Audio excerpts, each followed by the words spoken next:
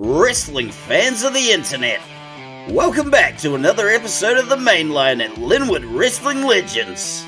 We are coming to you live and direct from an abandoned warehouse in Linwood. So if you love wrestling as much as we do at Linwood Wrestling Legends, then you gotta hop on that Mainline. As always, I am your faithful host and color commentator John. And we here at Linwood Wrestling Legends would like to wish a happy Mother's Day to all the mothers out there. And if you got a mother, be sure and give her a hug, tell her you love her, and if you can shake loose a few bucks, get her something nice. But folks, not only is it Mother's Day, but it's a very happy birthday for Jonesy of the Cockney Pickpockets. We are fitting to throw him one hell of a shindig. So without any further ado, let's get this party started.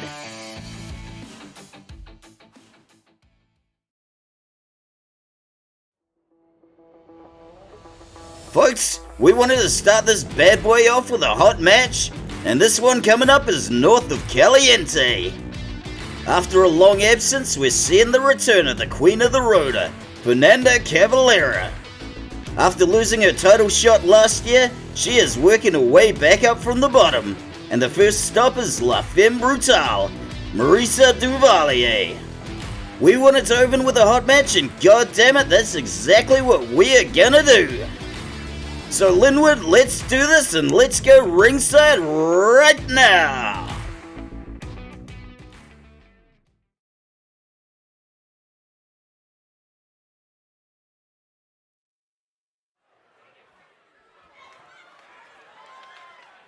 The following match is scheduled for one fall. Introducing first, from Sao Paulo, Brazil, she is the Queen of the Rotor, Fernanda Cavalera. Alright Linwood, we are doing this. We haven't seen the Queen of the Rotor, Fernanda Cavalera, since last year when she lost her title match. Her undefeated streak came to an end and now she's got to work her way back up from the bottom. But goddamn is it ever good to see her again. There's not a lot of wrestlers in this promotion that I actually like or can even tolerate, but she is absolutely one. There's also not a lot of wrestlers out there with a capoeira background like she has, so she is quite the feather in our cap. For all I know, there could be a bunch of them in the indie wrestling circuit in Brazil, but here in Linwood, she is an anomaly. I'm not supposed to pick sides, but I always seem to. Even if I didn't like Fernanda, her opponent is a horrible person who has threatened me many times, so I am rooting for the Queen of the Rotor.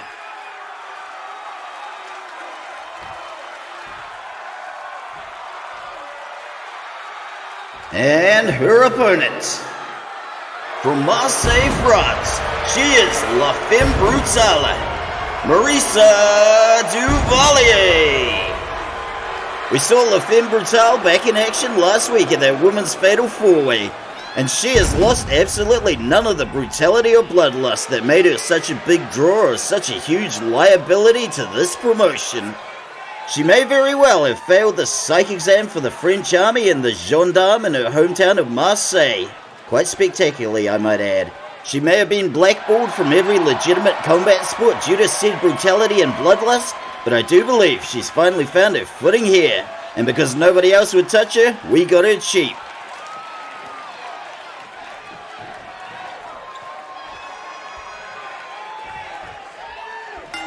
Referee Zekajahira Mayabesh Jones rings the bell and Fernanda comes running in with a flying kick, but she whiffs the leg drop off the slingshot. 1. No dice for the early pin attempt from La Femme Brutale. While we're definitely going to see some high-flying acrobatics from the Queen of the Rotor, what we got here is just some good old-fashioned kinetic chess. Much as I hate to say it, the Queen of the Rotor is not looking like the most powerful piece on the board right now.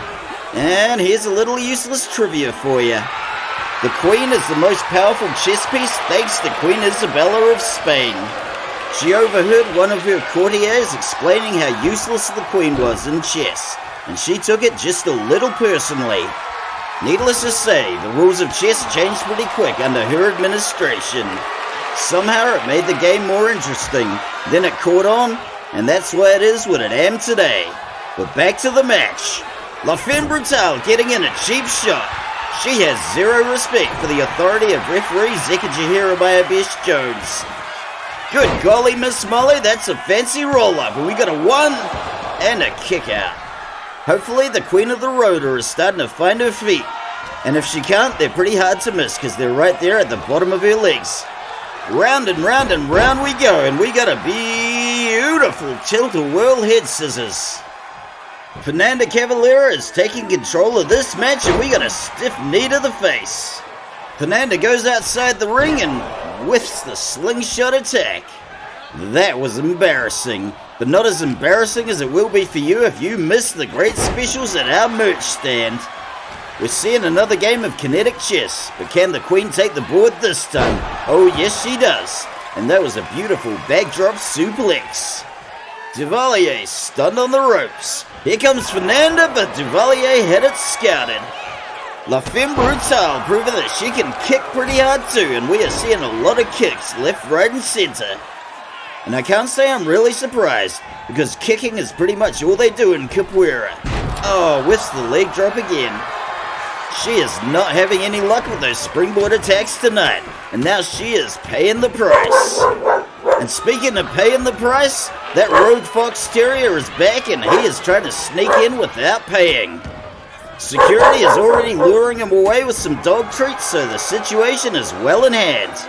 La Femme Brutale going for the armbar stretch. Hopefully that's the last we'll hear of that Road Fox Terrier tonight. He may be a Cockney Pickpockets fan, we just don't know at this stage. La Femme Brutale revving up and Fernanda gives her the slip.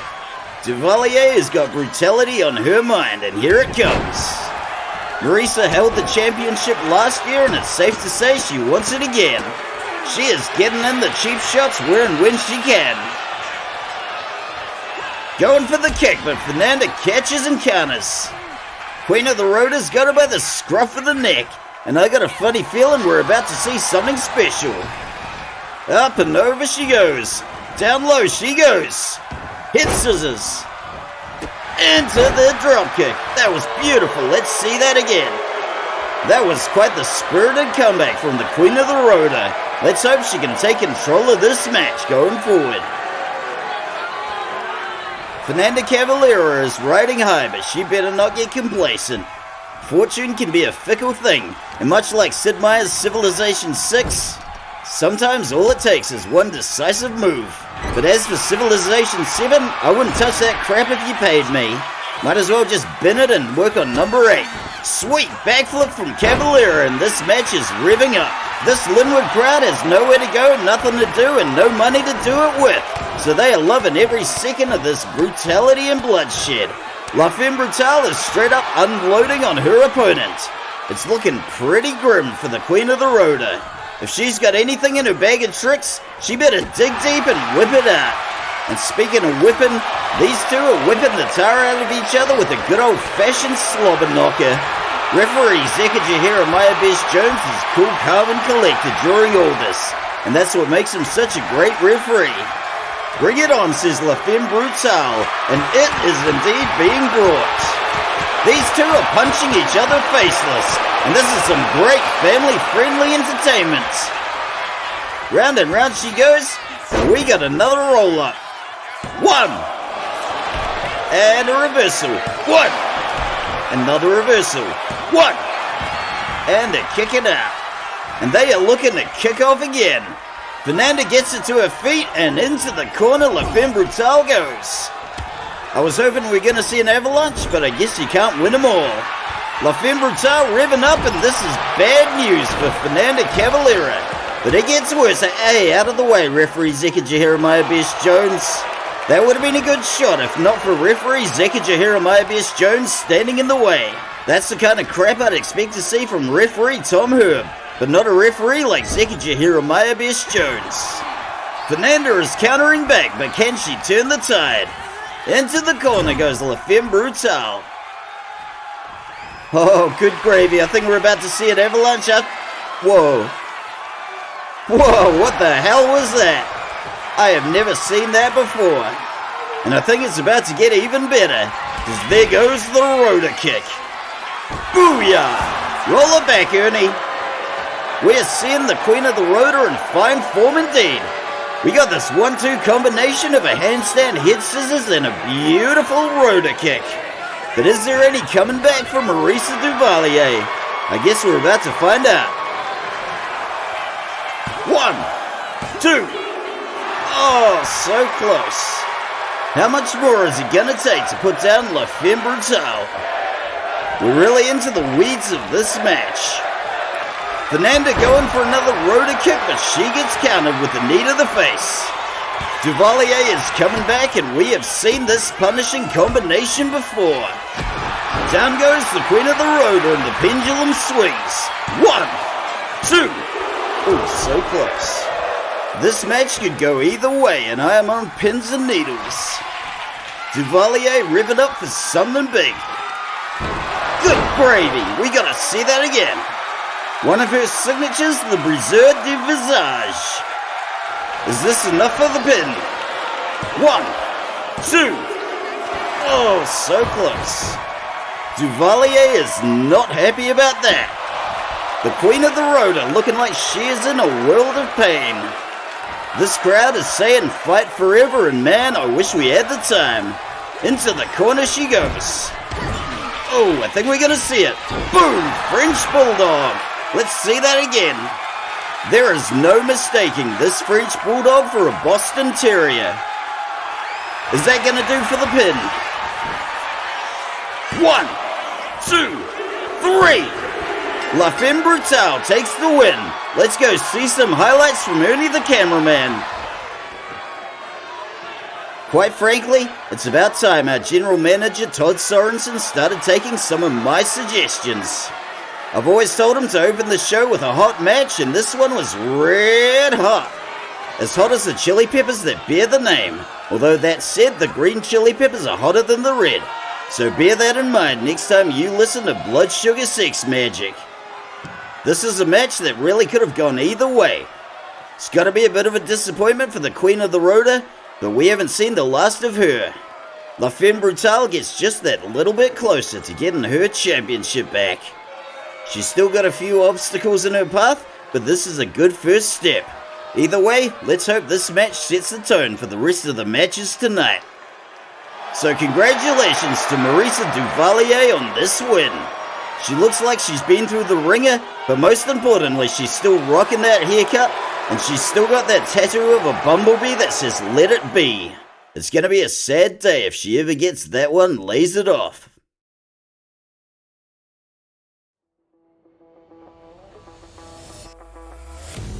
Folks, I just want to go on record and say that this match is a terrible, terrible idea. Jonesy from the Cockney Pickpockets should never be allowed to wrestle, ever. But because my boss, General Manager Todd Sorensen, is a gullible sap, he knocked together this match with the Iceberg as a birthday present. If you ask me, today's already Mother's Day, and I think it's incredibly rude of Jonesy to try and hijack it with his birthday. I don't know about you, but my mum is much more important than Jonesy. So let's just get this travesty of a match over and done with so we can see some real wrestling.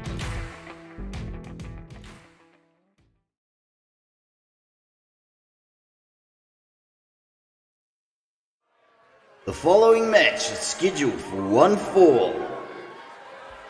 Introducing first, from Providence, Rhode Island in the United States, he is the Iceberg, Jacob Berg.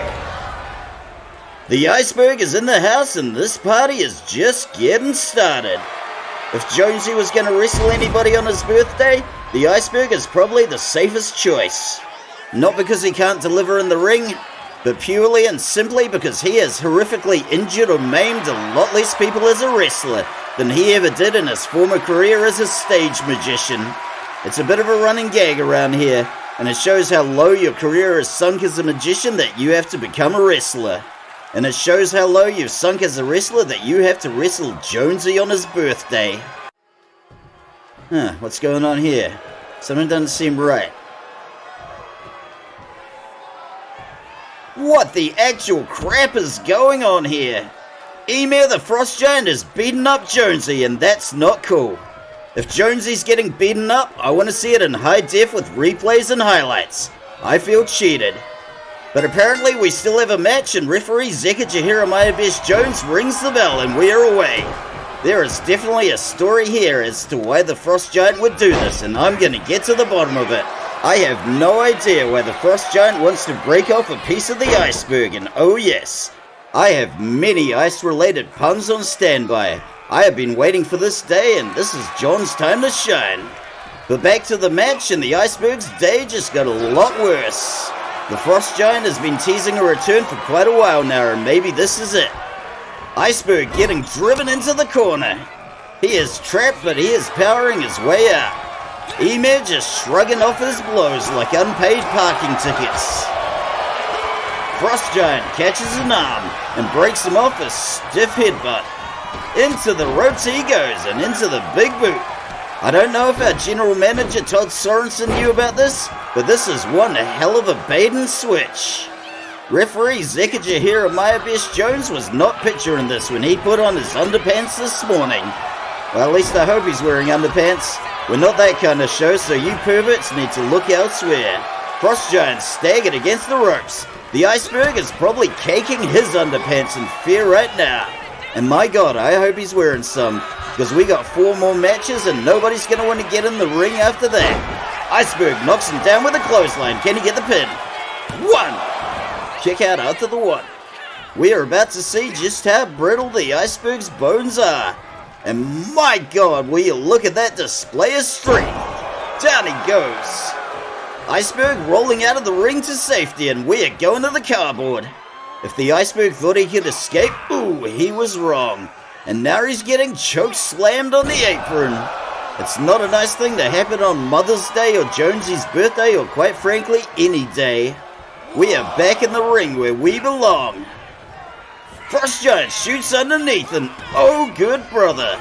Will you look at that? That was a lovely backbreaker neckbreaker combo. What the hell is going on? Sweet merciful crap. Now you see him, now you don't. The iceberg's still got a few magic tricks, but that was a lot to see, so roll it back, Ernie. We just saw the iceberg vanish into the ether and then reappear as if by magic. You still got it, iceberg. The same, however, cannot be said for his career as a stage magician. If I were him, I'd just learn to accept my lot in life as a jobber. The iceberg is already blowing through the $200 we gave him last week. If he wants to eat something better than canned spaghetti this week, he's going to have to put on a better show than this. Frost Giant looking to end this, and can he get the pin? 1, 2. Oh, getting closer and closer. Ymir is just running roughshod over the iceberg. Iceberg counters with an elbow. The iceberg is finally getting a window of opportunity. Frost Giant is stunned against the ropes. And whatever this may be, it looks like it's going to be ridiculously convoluted. There is a real Rube Goldberg method to everything the iceberg does, and I'm not sure if we'll ever understand it. But nevertheless, he is one of the most entertaining wrestlers to watch. Get a load of that face breaker. The iceberg taking his sweet time, and he hits the elbow drop. It looks like he's trying to drag the Frost Giant into the middle of the ring, but that is a lot of Frost Giant to drag. Maybe there's still hope for this cowardly conjurer after all, and he just laid out the Frost Giant with a stiff punch. In fact, you could say he knocked him cold. I'll be here all week, folks. Try the Cajun wedges. We got the lockup, and the iceberg is swinging for the fences with that swinging neck breaker. Maybe everything's gonna come up Millhouse for him after all. You never know your luck. The iceberg is revving up, and a clothesline sends the Frost Giant over the ropes and out of the ring. We are back on the cardboard. Ymir is knocked down for the count, and he is sweeping him off his feet. And speaking of feet, the iceberg is getting crushed beneath that massive size 15. This one better go back in the ring real soon. But hopefully not too soon, because we really got to milk that suspense and make this crowd think that there might be a count out. But as we all know, the last time we had a count out at this promotion, we had a literal riot. There's still charges and legislation pending, so I can't really talk about it. but I can assure you it was a horrible day to be trapped under this announcer's desk. The Frost Giant grabs him by the scruff of the neck, and rather mercifully we are going back in the ring.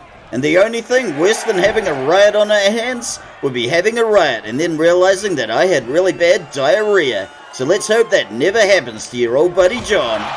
The iceberg is clobbering back and we're about to see it. Boom! There goes the prestige. Let's see that again. The greatest trick the iceberg has ever pulled off is convincing his opponent that he didn't have any tricks to pull off. So bravo, iceberg. Can he get the pin? 1, 2. Oh, so close. The iceberg is looking pretty pleased with himself, but he is nowhere near done.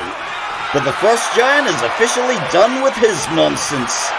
And oh good grandma, we have got ourselves a genuine bona fide slobber knocker. As far as matches with slobber knockers, we are 2 for 2 at this point. Let's see how many more we can cram in. Iceberg with a decisive uppercut, sending a chill down his spine. Alright folks, I'll stop playing with the soundboard now. I'll be good.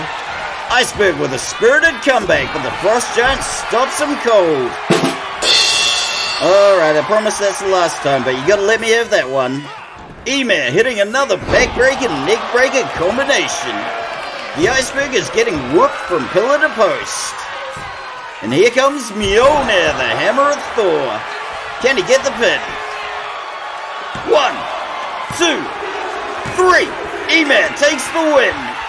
Let's go see some ringside highlights from Ernie the cameraman. We still have no idea why Ymir beat up Jonesy and targeted the iceberg, although I have my theories. The iceberg is a bit of a prankster, and I'm guessing the Frost Giant did not find one of his pranks funny. It's probably not the comeback match Ymir thought he'd have, but it's the one he got, and it's the match we got. If there's one thing I've learned from the wrestling business, it's that you gotta roll with the punches, no matter how grossly oversized the other guy's fists may be.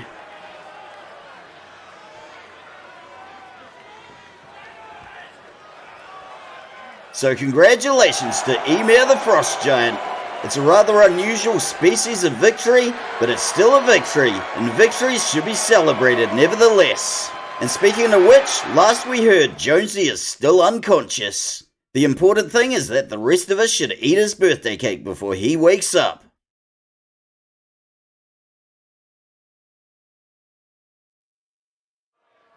Here comes Big Wally from the Cockney Pickpockets. And I got a sneaking suspicion this is about the match we just saw. I could be wrong though, so don't quote me on that.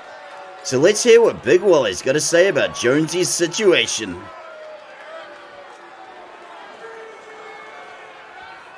My kingdom for a Cockney to English dictionary.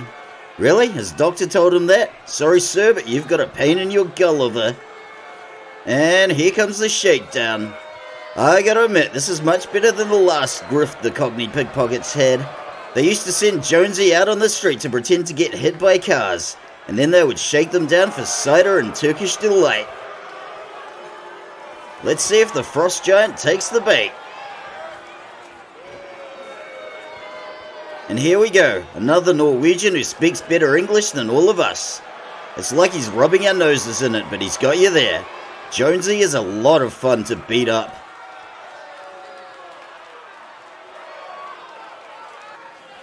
Oh, snap. We have been seeing a lot of sass from these Norwegians ever since the great heathen army rolled into town, and I gotta say, I am liking it. The Frost Giant is playing three-dimensional chess with his opponent's brain. Meanwhile, Big Wally is struggling to figure out Connect 4. And if you've been taking a drink every time you heard the word bruv, you're probably pretty legless by now. But their devotion to their friend is kind of admirable. We are looking at a 1 versus 2 handicap match, and this party is just getting started. I hate to say it, but I actually feel bad for the Pickpockets right now. And there it is. I know that's the Pickpockets catchphrase, but that's a pretty crummy thing to say on Mother's Day. I'm sure Ymir's mum is a lovely muscular woman and she doesn't need any of that filth. But we have a match, folks.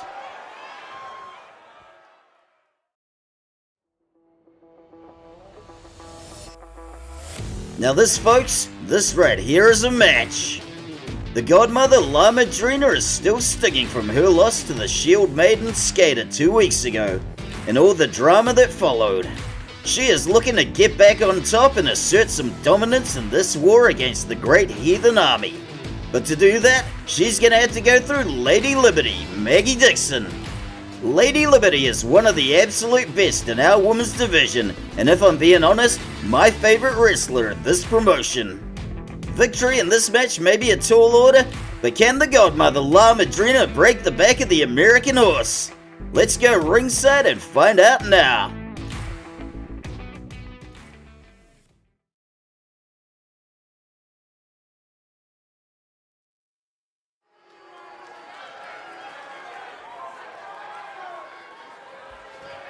The following match is scheduled for one fall.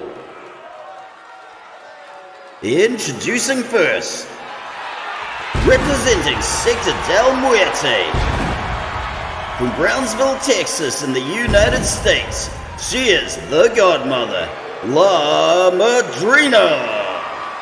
Heavy lies the head that wears the crown, and Madrina has been finding that out firsthand.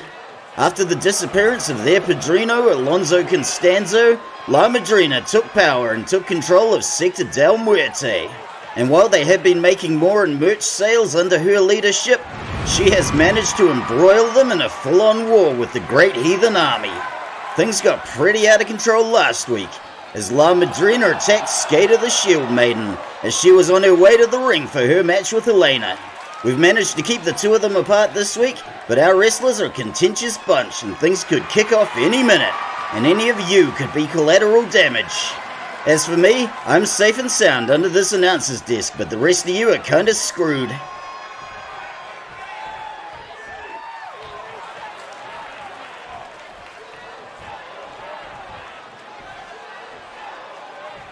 And her opponent, from Libertyville, Alabama in the United States, she is a one-woman rampage. She is Lady Liberty, Maggie Dixon. Oh, hell yeah, folks. Now we got a match. I will admit to being completely biased, but Lady Liberty is the jewel in this promotion's crown. She absolutely delivers in each and every match, and I'm shocked she hasn't been scooped up by a bigger, better promotion. As long as her passport stays locked away in that safe in Todd Sorensen's office, she's ours to keep. Let's hope she never figures out the combination. And let's hope General Manager Todd Sorensen didn't do something incredibly stupid, like making the combination his son's birthday. But seriously, Todd, if you made that combination little Andrew's birthday, you better change it ASAP.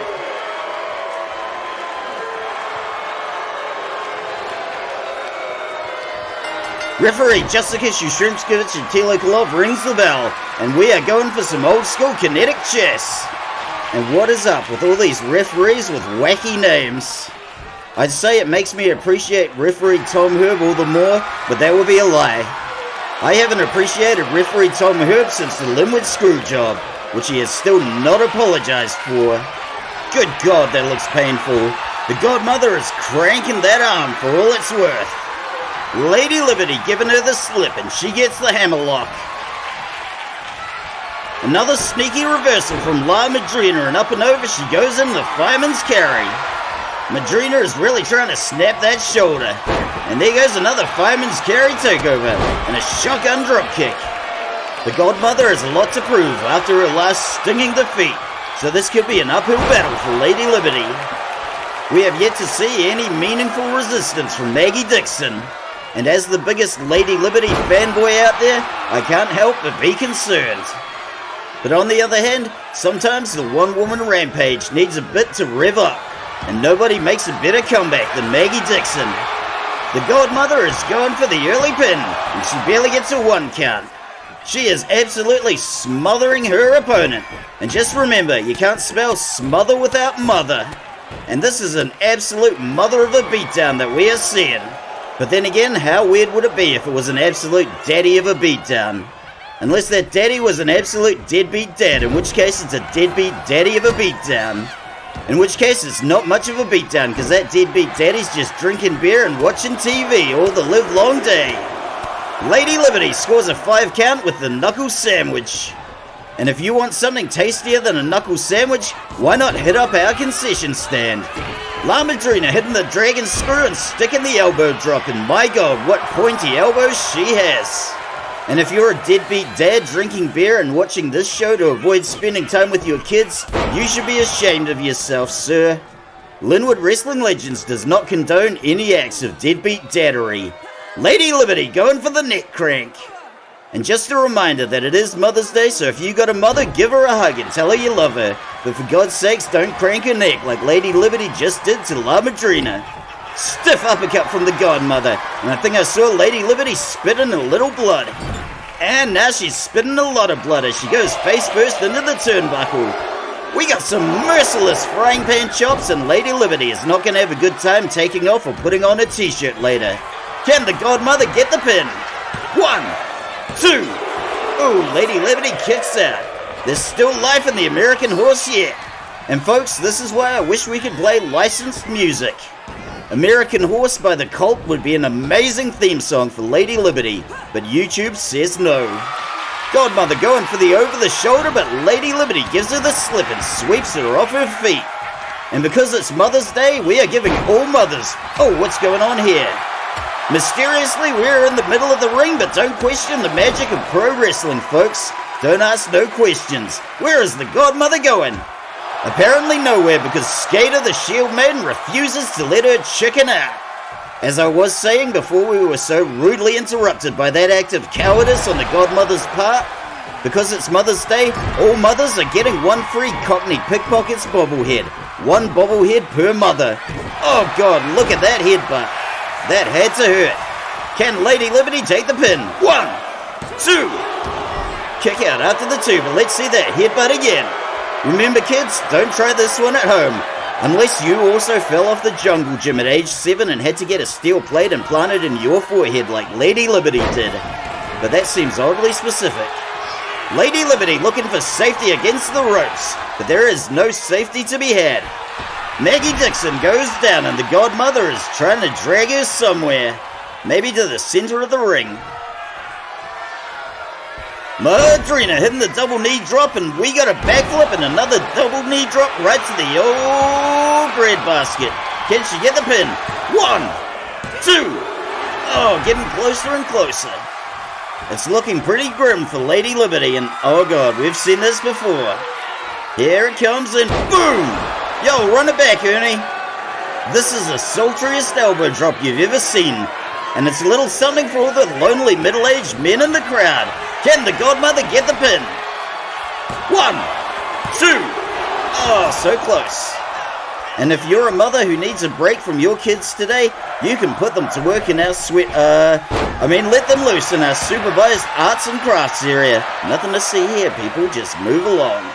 I don't even know why you're bringing up sweatshops. That's kind of a crummy thing to bring up on Mother's Day, and you should be ashamed of yourself.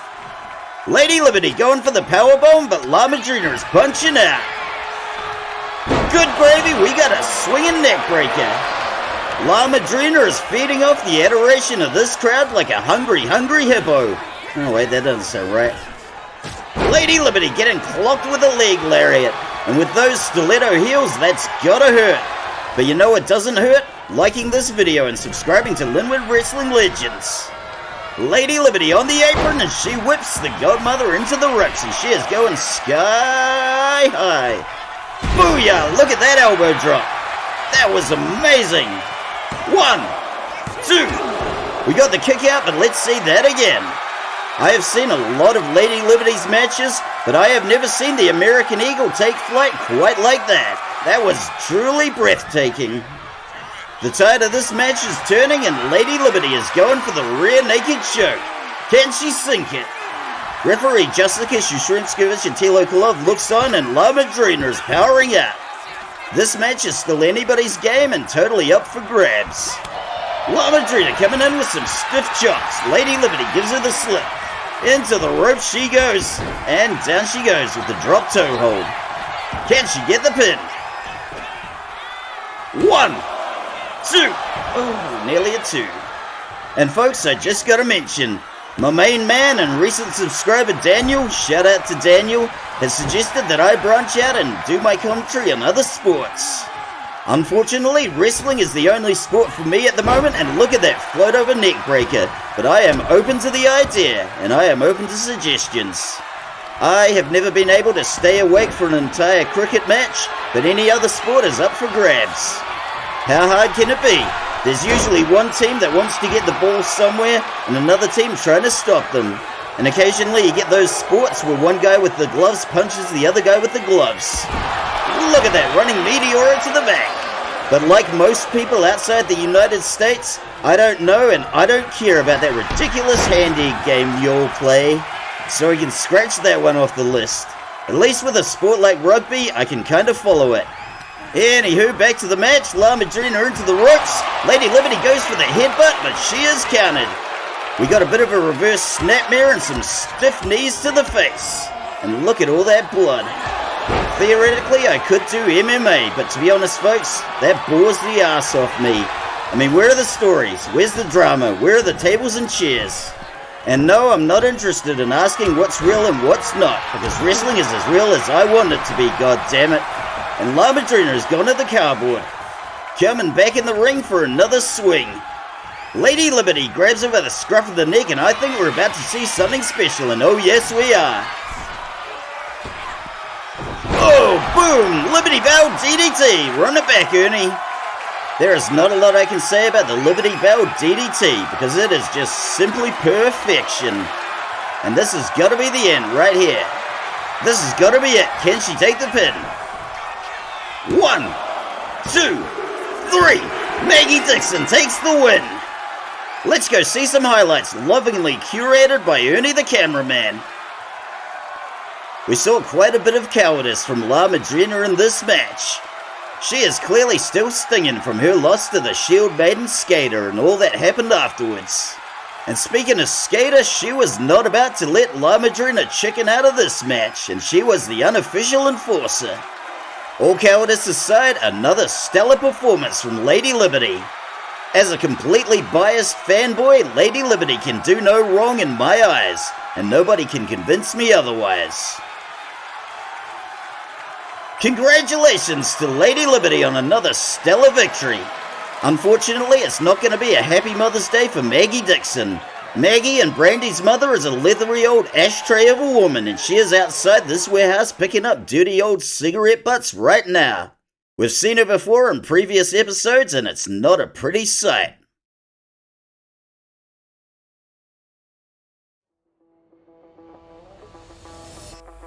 I said it before 2 matches ago, and I'll say it again.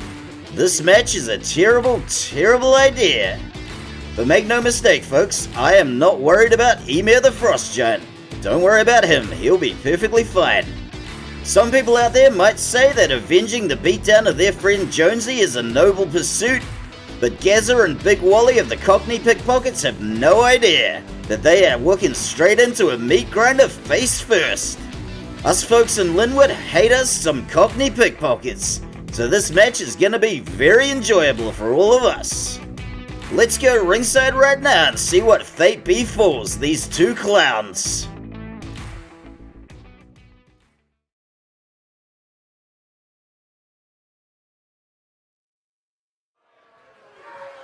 The following 1 vs 2 handicap match is scheduled for 1 fall. There will be no countouts or DQs. Introducing first, from Berg in Norway, he is the Frost Giant, Ymir! Behold the almighty Frost Giant Ymir. He's still yet to have an official return match, but that hasn't stopped him from beating up 2 people already, and he's looking to beat up 2 more. Even if this were a 1 vs 4 handicap match, I would still pick the Frost Giant to win. Folks, this is the apex predator of the men's division, and you better believe he's going to want that championship back sooner or later. Before he lost it to the Gallo Glass Hamish Gunn, he held that championship for a record-breaking 1158 days.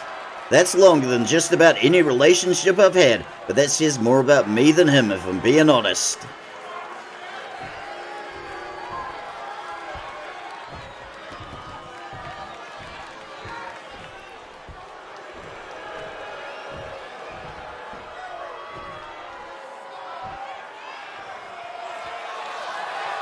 And his opponents. From London, England, Gazza and Big Wally are the Cockney Pickpockets. While I really should feel sorry for these two clowns, I'm afraid my sympathies lie elsewhere, folks. Do you know who you should feel sorry for, folks? Linwood Wrestling Legends as a promotion. Thanks to a clerical error, and I'm not going to name names, Jeremy, we now have a large shipping container full of Cockney Pickpockets bobbleheads. And how the hell are we gonna get rid of them all? I don't suppose any of you want a shipping container full of Cockney Pickpockets bobbleheads? We'll cut you a sweet deal. As we've mentioned before, the Cockney Pickpockets are absolutely huge in Colombia. In the city of Medellin, their merch actually outsells Metallica's 2-1. Let that marinate. And yes, I did say Metallica. If I said their merch outsold Anthrax, that's cool and everything, but with all due respect to Anthrax, there are a lot more people who watch wrestling than listen to Anthrax. But so far, the Cockney Pickpockets are completely oblivious to how huge they are in Colombia, and we'd like to keep it that way. Otherwise, they'll start asking for more stuff. So even if we have to eat a big bowl of feces on the shipping costs, we can probably offload those bobbleheads to the good people of Colombia. But don't anybody tell the Pickpockets how big they are in Colombia. If they find out, we'll know it was one of you that snitched. And just a friendly reminder from Linwood Wrestling Legends, snitches get stitches.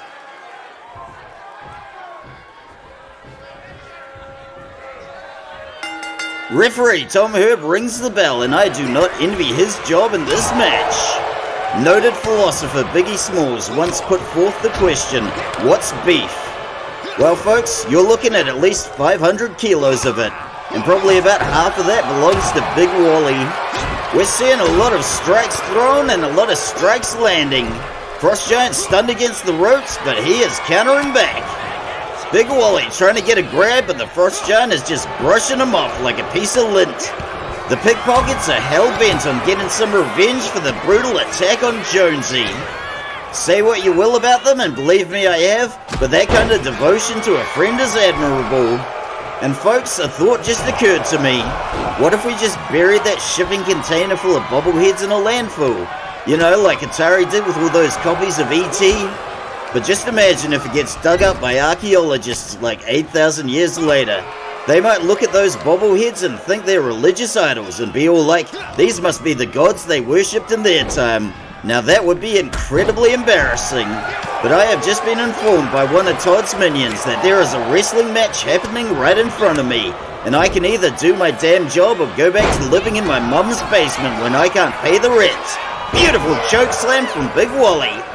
Big man sliding outside of the ring, and this one might just go to the cardboard. Big Wally grabs the first weapon of the night, but the Frost Giant gives him the slip. Big Wally is disarmed and brutalized with his own weapon, but Gazza comes running in with a big boot. I guarantee that's not going to be the last weapon we see, and this party is getting started.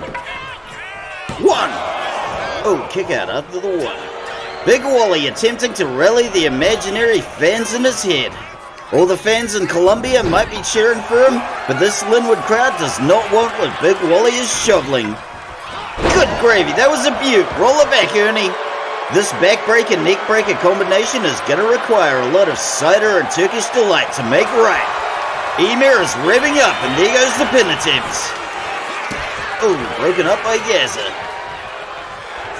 Gazza making the fatal mistake of hot dogging for the crowd. He's going for the Blood Eagle, but it gets broken up. Big Wally hoisting him up, and down goes the atomic drop.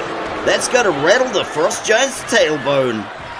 It's looking like we are going back to the cardboard, and just a reminder, there are no countouts in this match. Big Wally gets brutalized again with his own weapon. Big man takes another one to the back, and this ringside crowd can't get enough.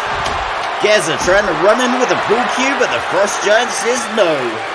If it were anybody else getting this kind of beating, I'd be begging the staff veterinarian to throw in the towel, but I am loving every second of this. And as long as these three stay away from my announcer's desk, I will continue to. The last time we had a match like this was when DuValier took on two corrupt cops last year. He slammed one of them through the desk I hired under, but thankfully, I had a trapdoor and a hidey hole installed because I knew that day was coming sooner or later. While I should have put an oxygen tank in there, hindsight is always 20/20. Pin gets broken up before the one. DuValier actually won that match against the two corrupt cops, and good gravy, referee Tom Herb just got clocked. We are seeing a whole heap and helping of collateral damage in this match. Big Wally laying Ymir out with a hip bump. Gazza is taking his sweet time getting back in the ring. Big Wally with the axe handle off the middle rope, but he whiffs the dive. Frost Giant going for the Blood Eagle again, and he is determined to... Oh, good gravy, did you see that? Roll it back, Ernie. There are no DQs in this match, so any dirty deed is legal, including that shot to the crown jewels. Big Wally says never mind the bollocks, but can he get the pin? 1, 2, oh, so close. And on the subject of 1 versus 2 handicap matches, Yo-Yo Brown claims that he once fought a Minotaur and a Cyclops in a 1 versus 2 handicap match when he visited the Isle of Crete in 1992. I don't know about any of you, but I'm gonna need some pretty compelling evidence before I buy that one. And here comes Big Wally with the pool cue. Good golly, Miss Molly, he whacked it so hard he broke it. And I'm really hoping nobody on the internet takes that last line out of context. Just a reminder, folks, we are not that kind of show. Gazza hitting the backbreaker. Referee Tom Herb is running for his life, as well he should. Big Wally is psyching himself up, and what are we about to see? Gazza has got a chair, and here he comes. Frost Giant gets dropped with a body block, but manages to avoid the chair. And just a reminder, fellas, go easy on the chairs. They cost $1.78 to produce in this there is no sweatshop in Linwood. Ymir countering and hitting back with a big boot. Round and round we go, and Big Wally lays him out with a clothesline. Gazza with the running senton.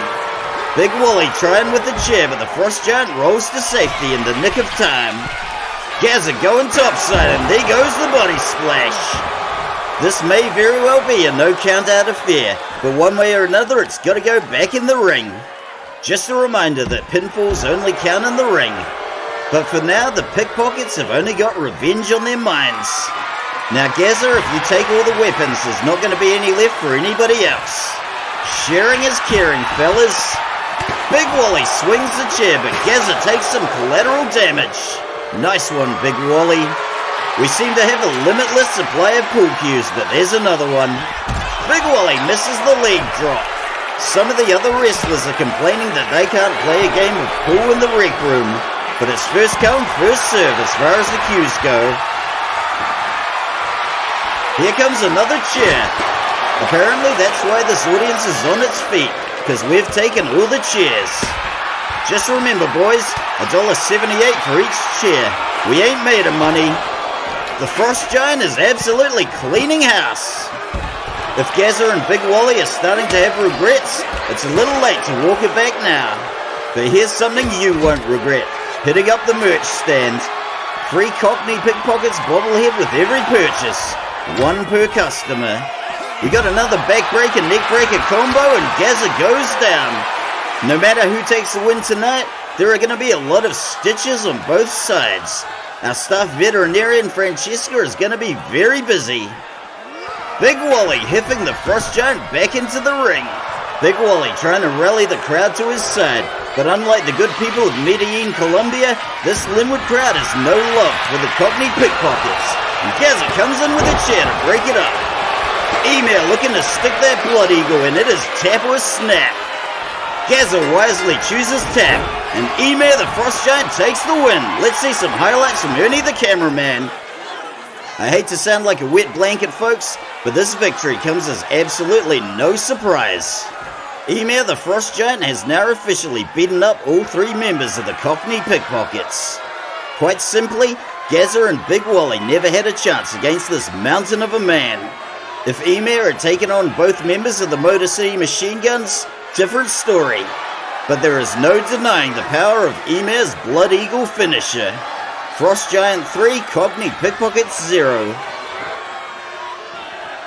Some might say this has been a pretty crappy birthday for Jonesy so far. He got beaten up by a 7-foot-tall wrestler, his birthday cake got eaten by me and the other wrestlers when he was unconscious, and now he's had to watch his mates get beaten up by the same 7-foot-tall wrestler. All that aside, this is the best birthday Jonesy has ever had, and he should be thanking us for throwing him one hell of a shindig.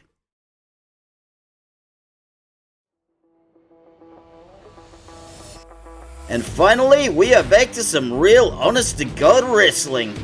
Last year, when the Amazons and the Coven fought for the championship, what we got was an epic match unlike any we have ever seen. If anything, this is shaping up to be the bigger, better sequel, and we now have the addition of Persephone Kalazakis in the Amazons. Persephone blew us away 3 weeks ago with her debut, and I've got a feeling that this new lineup of the Amazons is really gonna click. But after losing to the Coven last year, how will this new lineup of the Amazons fare? Let's go ringside right now to find out.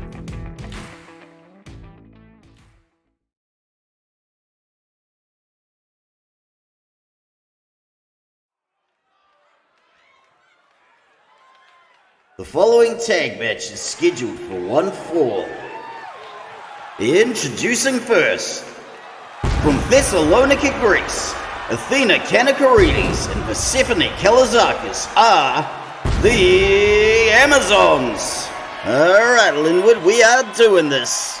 This is not the first time these 2 teams have faced off, but this is going to be a first for the new Amazon Persephone Kalazakis.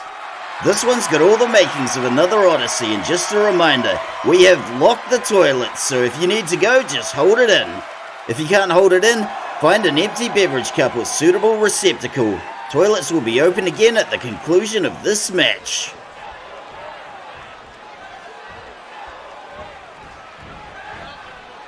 Now folks, remember when I said we didn't have tens of dollars to spend on fancy entrances? That's absolutely true, and I stand by that. But the Coven paid for this one out of their own pockets, so you're gonna sit there, enjoy it, and damn well appreciate it. Nobody does an entrance like the Coven, and once again, if you need to relieve yourself at any point during this entrance, please find an empty beverage cup or suitable receptacle. And their opponents. From Salem, Massachusetts in the United States of America, Xenia and Shawnee are the Coven.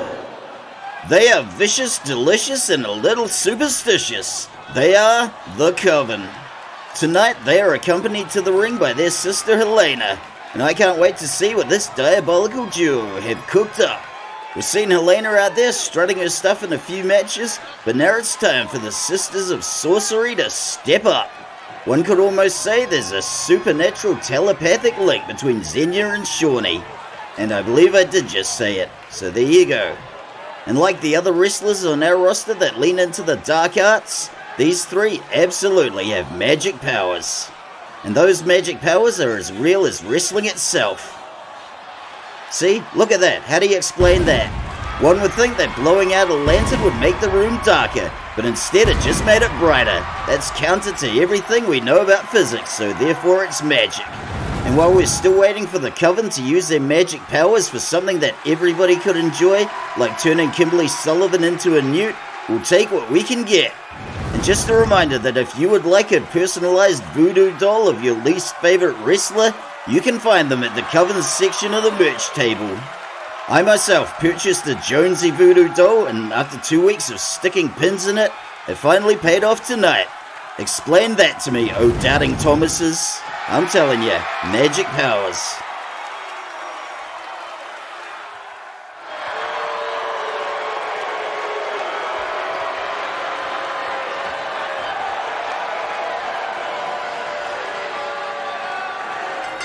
Referee Tom Herb rings the bell, and Shawnee is wasting absolutely no time. And to that gentleman holding up the sign that says, "Will you wrestle me?" Why, thank you, young man. I find you very attractive too. And we got the tag to Xenia.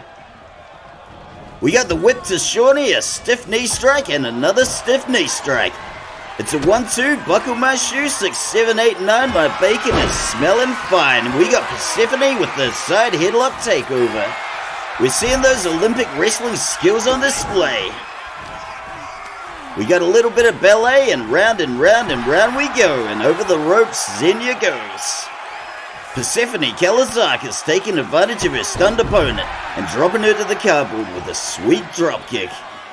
We're probably going to see this one go to the cardboard quite a few times before this match is over, and now is one of those times. Xenia is kicking back as hard as her bell-bottom trousers will allow.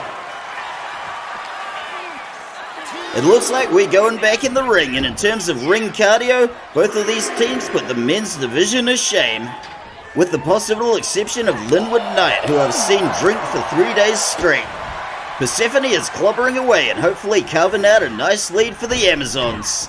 Look at that beautiful release German suplex. Can she get the early pin? Apparently not. Shawnee says no. And just an update on Jonesy's condition, he has received a further black eye. And folks, I mean a literal black eye, as in somebody clocked him good, and that someone was Shawnee. I don't have all the details, but apparently Jonesy tried sending Shawnee a DM that said, "Girl, you got to get with this," and the words "girl" and "this" were misspelled. Persephone is going topside, and good gravy, look at that moonsault. So there you have it, folks, a little insult to injury for Jonesy, but this is still the best birthday he's ever had. Persephone with the big boot, and down goes Xenia. Let's just hope our boy Jonesy has learned a valuable lesson about sending unwanted DMs. Persephone cranking the shoulders, and can she make it snap? Xenia is rolling out, and look what we have here. That was a lovely twirling head scissors. Persephone gets the headlock, and folks, we are gonna see it. I love this one. The marching suplex, and down she goes. Roll it back, Ernie. This one takes a lot of core strength to pull off, and all of a sudden I am feeling bad about all the core work I've been neglecting at the gym lately. Can she get the pin? 1, 2. Ooh, just after the 2. But seriously, what the hell were you thinking, Jonesy? Girl, you got to get with this.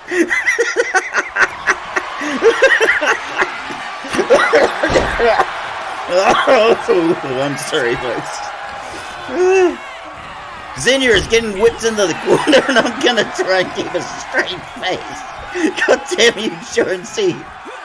Xenia hits the Russian sweep, and I'm gonna try and be a professional, folks. That's what they pay me the big bucks to do, and we got the tag to Shawnee. Shawnee firing off with the gravity-defying Superman punch. It's as if she were picturing Jonesy. Persephone hits a jawbreaker. We're seeing some more of those Olympic wrestling skills and a beautiful backdrop suplex. And how the hell do you misspell girl at this? I've had a lot of laughs at Jonesy's expense. We got a little ballet going on. Persephone into the ropes and down with the big boot from Shawnee. And she is kicking back. Persephone grabbing the leg and going to work on that hamstring. She is targeting the leg and trying to knock out the base of stability, and we got the tag to Athena. Shawnee is looking like she is experiencing a lot of pain in her leg. But can it get worse? Things can always get worse, and it's about to get worse for Athena as she gets whipped into home base. The tag gets denied. And we got a reversal of fortunes as Shawnee gets whipped into the Amazon's corner, and we got the tag to Persephone. And we're about to see some sweet teamwork. Oh, look at this. That right there is what a two-player scoop slam looks like, and it's amazing what you can do with a little help from your friends. Unless you're Jonesy, in which case your friends are Gazza and Big Wally, and you have to watch your friends get beat up when they try to beat up the guy who beat you up. We got a sweet catapulting monkey flip from Persephone, but the elbow drop misses the mark.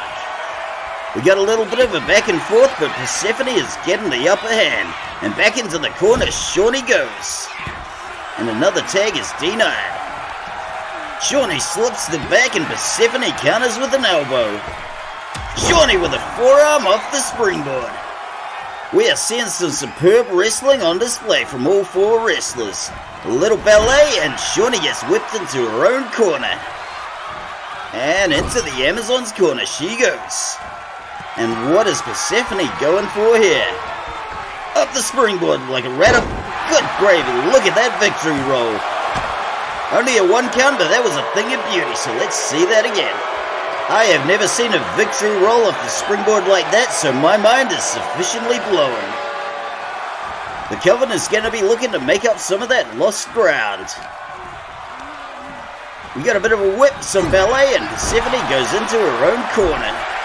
Shawnee trying for the pin, but I'm not very optimistic. We got a 1, a 2, oh, just after the 2.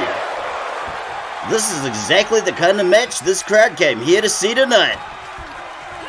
Back into the Coven's corner goes Persephone. And the tag is denied. Persephone slips the back and goes for the full Nelson, but Shawnee with the sit-out jawbreaker. That rogue fox terrier is showing no signs of leaving us alone. But on the other hand, Xenia has a black cat for a familiar, so that could be it. I may have to have a dig through the archives, but I can't remember guys like Gorilla Monsoon or JR having to deal with incursions from a rogue fox terrier, and Shawnee dumps it with a scoop slam. We got some pain and punishment for Persephone, and try saying that 10 times fast. In fact, one could say that Persephone's poor planning precipitated this pain and punishment. Shawnee is going topside. Persephone's position is precarious. Shawnee thinks the better of it, and we are going straight back to the canvas. And into the ropes for Persephone, and straight into another big boot.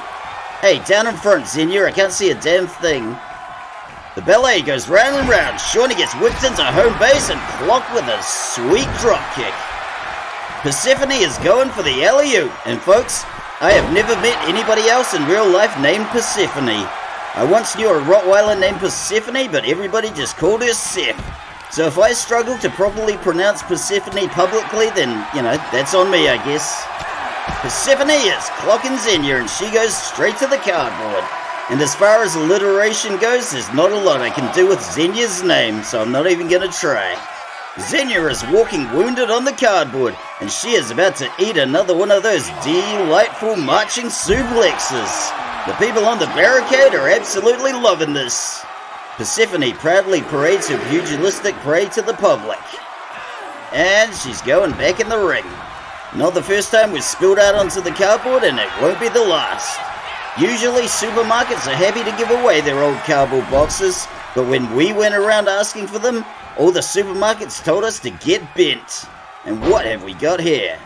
We got an acrobatic vault from Shawnee, a shotgun dropkick, and Xenia hits the splash for the trifecta of pain. Let's take another look.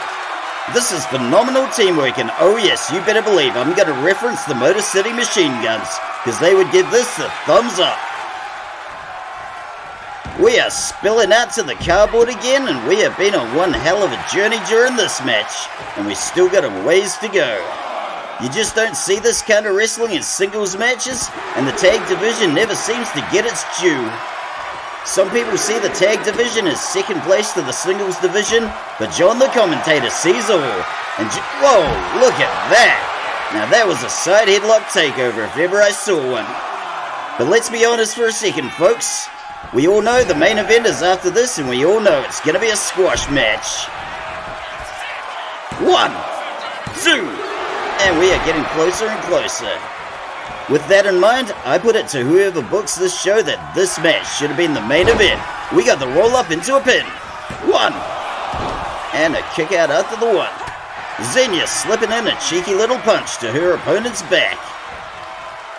And straight into the turnbuckle we go. Shawnee is just unloading with a barrage of chops and punches. I think we're going to start to see a little blood from here on out, folks. And back into the corner Persephone goes. But like I was saying before I was so rudely interrupted, John the commentator is always going to have mad love for the tag division and all the superstars therein. Persephone gets the tag to Athena. And here's some more useless trivia for you there, folks. Before last week's women's fatal 4-way, Last year's match between the Coven and the Amazons was the longest match we've ever done, so don't expect this one to end anytime soon. And we got the tag to Xenia. And I think we're going to see something very special indeed, folks. Oh, yes we are. Shazam! That was the Black Swan. Let's go see that again. This right here, the Black Swan, is one of the Coven's signature moves, and it sure is a beaut. That was a decisive blow struck by the Coven. Xenia going for the pin. Persephone breaking it up before we can get to one. Xenia hitting the rolling guillotine choke, but can she make it stick? It's a tall order, getting a seasoned Greco-Roman wrestler like Athena to submit, and perhaps it was too tall an order for this stage of the game. And here comes some more of that Greco-Roman goodness, and we got an Archimedes suplex. Roll it back, Ernie. Archimedes of Syracuse was one of the smartest human beings to have ever lived, and he would have approved of that suplex. And if you want the approval of your friends and family, why not slide over to our merch stand and pick up a t-shirt. Use the code GIRLYOUGOTTOGET with this for 3% off on orders of $40 or more, one per customer. And here comes something else very special. Athena's patented split leg drop. Ooh, broken up with a shotgun drop kick. But my god, the athleticism required to pull that one off. Athena is going topside. She is risking it all, and look at that splash flying halfway across the ring. That there was the very definition of high risk, high reward. Off the ropes and into a shotgun drop kick. The Coven is looking to be in very dire straits indeed. Xenia winging her way back to the Amazon's corner. And we are about to see something else very special indeed. Persephone running the ropes like an absolute champ. And boom goes the splash in the leg drop. Let's see that again. You bet your ass I'm mentioning the Motor City Machine Guns again. And I dream of a parallel universe where Alex Shelley and Chris Sabin are this promotion's biggest fans. And here's something else I dream of. More people liking this video and subscribing to Linwood Wrestling Legends. And only you, dear viewer, can make this lonely middle-aged man's dreams come true. We are seeing quite a bit of blood from Persephone, and she has been through the trenches in this match. Up and over like a four-leaf clover. Shawnee is revving up. This savage sorceress is looking to take flight. Look at that beautiful body splash. Helena is watching ringside and possibly helping out with spells and incantations. Oh, vicious headbutt from Persephone. Remember, parents, don't let your kids try that one at home, unless your children are already very stupid. Shawnee ramming Persephone into the turnbuckle with shoulder barge after shoulder barge. Shawnee has her prey in her sights and she is looking to inflict some damage, but not if Persephone has anything to say about it as she slips the reversal and back into the Amazon's corner, and we got the tag. And oh good brother, we are about to see something very special indeed. Flight of Icarus! Let's see that again. This is something the garbage wrestlers in the garbage men's tag division couldn't dream of pulling off, but we are seeing it here tonight. That was simply mind-blowing. Going for the pin, but it gets broken up by Xenia. And I have got a memo from one of Todd Sorensen's minions. I am being fined for referring to the men's tag division as garbage. Prove me wrong, fellas. Prove me wrong. But you know what, Todd? You can't take away my right to free speech, and I will say it all I want. Garbage, garbage, garbage. We're seeing a little back and forth, but Athena gets the upper hand and Shawnee goes back into the Amazon's corner. And we got another tag. And will you get a load of this? Boom goes the stereo suplex with a little assistance from the ropes. Those same ropes Shawnee finds herself clinging to for dear life. But she is not down, she is not out, and she does not have to get with Jonesy or anything he is about. Into the corner goes Persephone. Shawnee hitting the battering ram again, and Persephone is getting crushed into the turnbuckle. This crowd is getting more rude and liquored up by the minute, and if we don't open those toilets again soon, we are going to have a riot on our hands. Persephone grabbing Shawnee by the leg, and there goes the dragon screw, and she is trying for the Achilles lock. Shawnee manages to power out and Persephone is gonna have to go with Plan B. Plan B in this case is her cousin Athena, and there goes the tag. Athena sizing up her opponent's condition and clocking her with a leg drop. She is going sky high once again. Up and at him, says the Greek goddess. Shawnee rises to her feet and gets knocked back on her feet again with a stiff flying forearm. 1, 2. Oh, getting closer and closer. Shawnee is looking the worse for wear. And if the Coven have any spells or incantations left in their witch's cauldron, they better bust them out soon. Athena looking for a grab, but Shawnee gives her the slip, a clubbing blow to the back. And there's the whip into the Coven's corner. Shawnee making the tag to Xenia. And oh my god, are we going to see another one of these? It's incredibly rare to see a black swan, let alone two in the same day, so this is my lucky day. Xenia looking to make up a little ground, and she is going for the pin. 1, 2. Persephone breaking it up before it can go all the way. And if you're feeling underdressed, you can go all the way to the merch stand and buy yourself a lovely new t-shirt. Athena with the running Superman punch. And we got another tag to Persephone. This match has been nothing short of a Greek odyssey, but the ending is yet to be composed. Persephone unloading on a stunned Xenia, and my god, that looks painful. Back into the fray we go. And back into the Amazon's corner goes Xenia. But the tag is denied. We got a bit of a cheeky reversal, and Persephone goes into the Coven's corner. Xenia going for the foot choke, and my god, the amount of punishment Persephone Kalazakis has taken in this match. Back to our feet, and round we go, and back into the corner. We got the tag to Shawnee, and my god, I think we're going to see a third Black Swan, this time with Shawnee taking flight. Good gravy! The Coven are throwing everything in the kitchen sink into this one. 1. Pin is broken up by Athena. These Greek goddesses are not going down easy. Shawnee is looking to take flight once again. Good grandma, look at the height on that elbow drop. We are back on our feet and doing alright. Here's some more ballet, and Shawnee goes over the ropes. Xenia is displaced, and Shawnee is eating a hot shot stunner. Down to the cardboard she goes. We got a little bit of a back and forth happening here, and Xenia is dropping to the safety of the cardboard. Shawnee is coming back into the ring. Everybody is exactly where they're supposed to be, except for maybe you. But if you lived here, you'd be home right now. Shawnee goes for the Meteora and hits nothing but turnbuckle, but Persephone sticks the shotgun dropkick. We have absolutely gone on a journey in this match, but the journey's end is not far away. And that's good news for all the people in the audience who need to use the toilet, so just hold it in a little longer. We got a little bit of a tussle going on here, and Shawnee gets slammed into the turnbuckle, and we got another tag. Good golly, Miss Molly, we are going to see the flight of Icarus again. Shazam! And that right there is the final chapter. Or not. Both sides are going to be looking to stitch this one up, so let's see who makes the decisive move. We got another whip into the corner. We got the tag to Persephone. Good gravy, we are going to see a third flight of Icarus with Persephone taking flight. How about that? This has got to be enough for the win.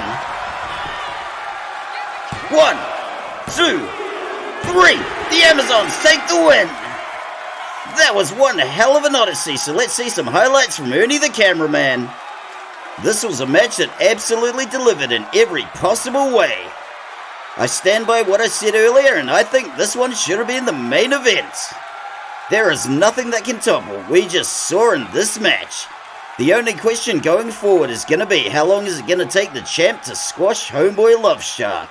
As the guy who's probably going to take Homeboy LuvShark to the emergency room, I hope it's a quick squash match, but at least I got to see this.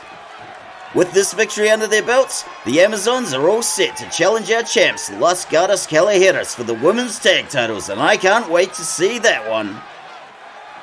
Congratulations to Athena Kanakarides and Persephone Kalazakis for this monumental victory.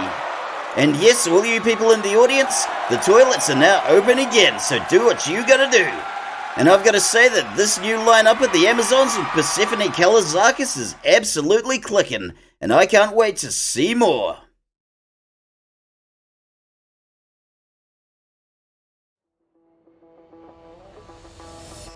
I've said it twice before, and I'm gonna say it again, folks.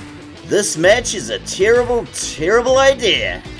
LuvShark, you're my friend, and you've got two kids that love you and don't want to visit you in the emergency room again. But since you seem hell-bent on seeing this through, let's just all hope this is a quick squash match and keep our fingers and toes crossed. We are standing by with the LuvShark-sized stretcher, and I have hitched a wagon to the back of my electric scooter, just in case I have to tow LuvShark to the emergency room again. Once again, terrible, terrible idea. This is not what good booking looks like, and I am ashamed to have any part of it, so let's just get this over and done with.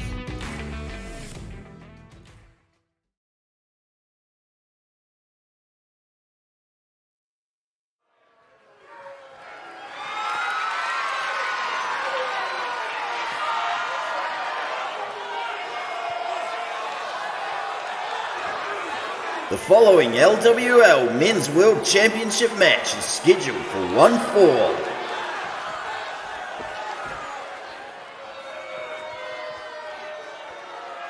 Introducing first the challenger. From Detroit, Michigan in the United States, he is Homeboy LuvShark. Main event time, folks, and like I was saying before, I got a real bad feeling about this.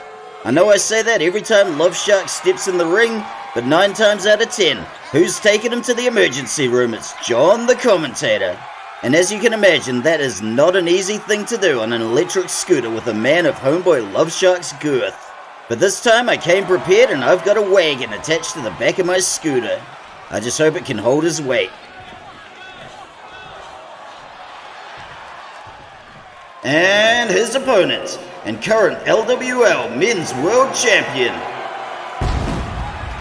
From Wick, Scotland, he is the Gallow Glass, Hamish Gunn. This right here is what a champ looks like. The Gallow Glass is the real deal.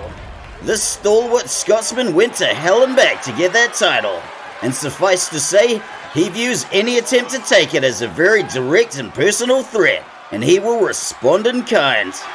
And that right there is one of the many reasons I begged Homeboy LuvShark not to go through with this match.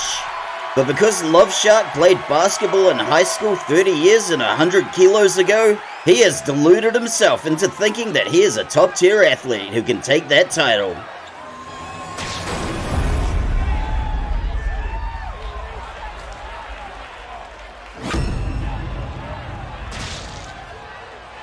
Our staff veterinarian Francesca is on hand, should the need arise, and believe me, it will.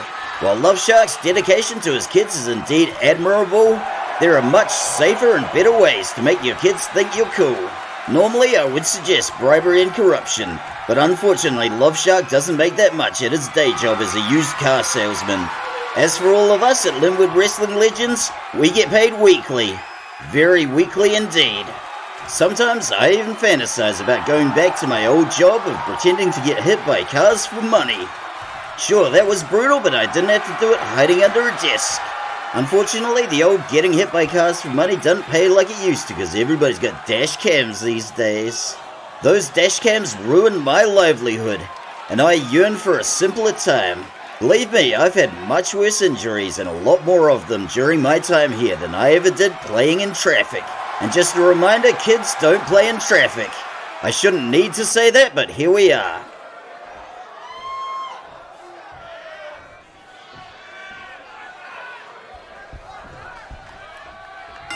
Referee Chad Remington rings the bell, and in comes the Gallow Glass with a shoulder tackle.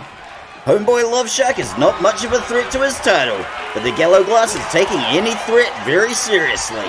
Homeboy LuvShark doing his best to look menacing, but it is not working. Clocks the Gallow Glass with a hit to the old bread basket, and down he goes with that kick. Pop-up jawbreaker nails Homeboy LuvShark. Yellow Glass going for the pump handle.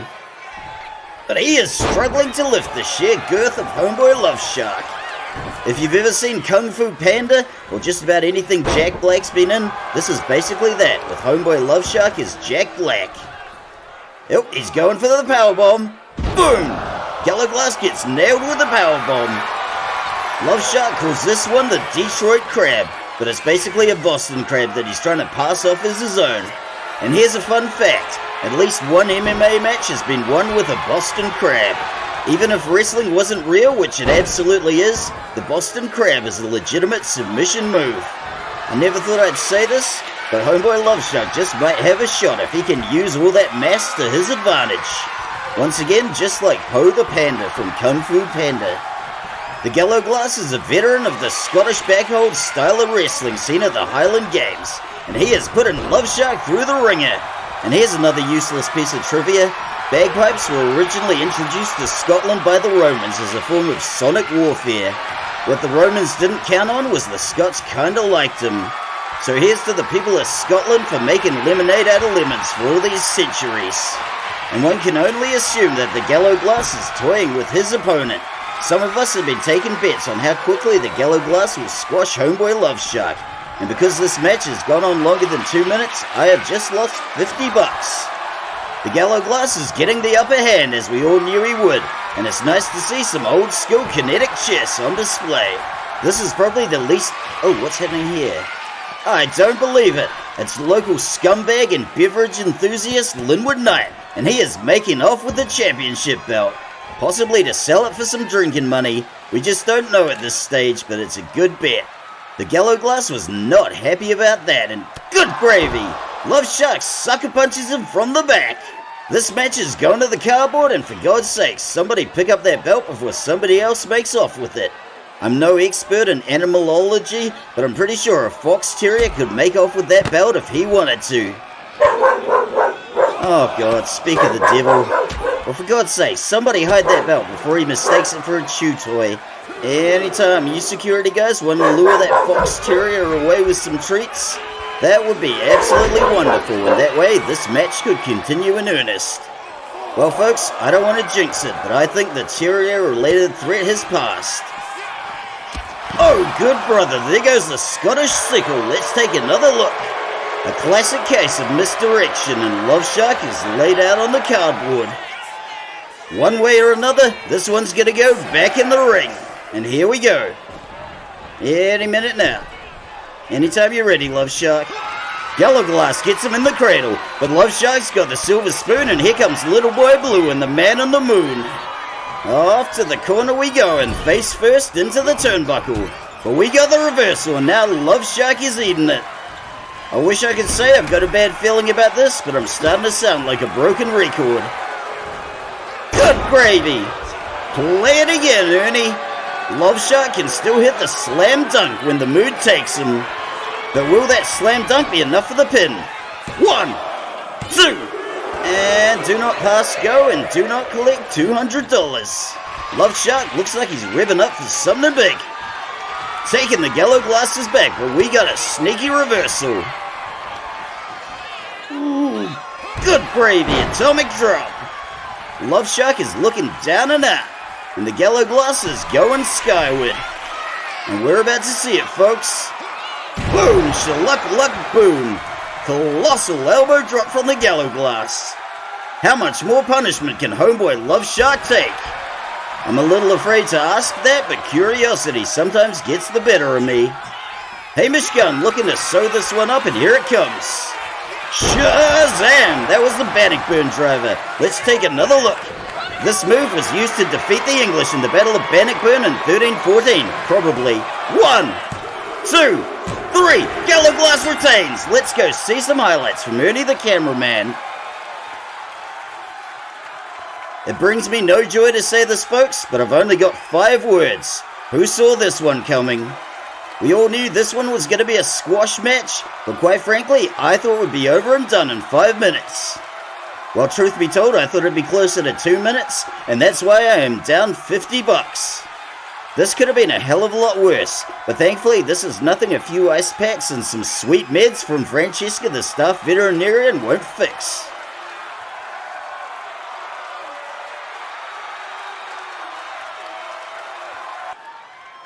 So congratulations to the Gallo Glass Hamish Gunn on another title defense. As we used to say back in my day, that was over quicker than a Tyson fight. This match was an absolutely terrible idea straight from the get-go. But for the Gallo Glass Hamish Gunn, this was just another day at the beach. Or the loch, or the canals, wherever it is Scottish people go to swim. Well folks, I'm sorry to say it, but that is all we have this week for our show. I just want to take the time to thank each and every one of you wonderful people for tuning in this week. If it weren't for wonderful people like you watching, I would just be a lonely middle-aged man bouncing one-liners off his dog in a small apartment in Linwood. But be sure to tune back in next week, cause I got a strange feeling it's gonna be even crazier and wackier next time around. But until next we meet, dear viewer, this is your good buddy John the Commentator signing off and signing out for another week.